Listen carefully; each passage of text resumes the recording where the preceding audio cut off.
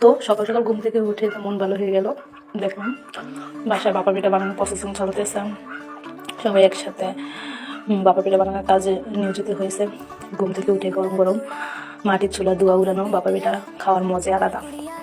আসলে এই স্বাদ বা ফিল কি জিনিস যদি আপনি বাস্তবে কখনো উপভোগ না করেন তাহলে আপনাকে বোঝানো সম্ভব না।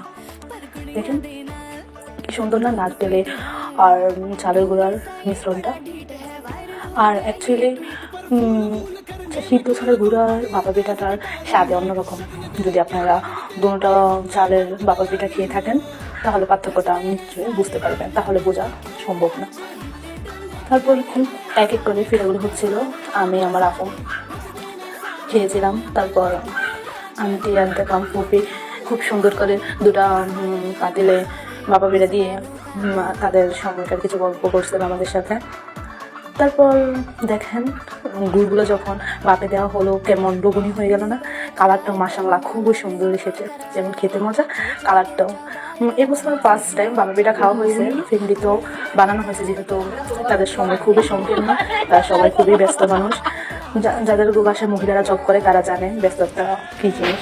এতটুকু।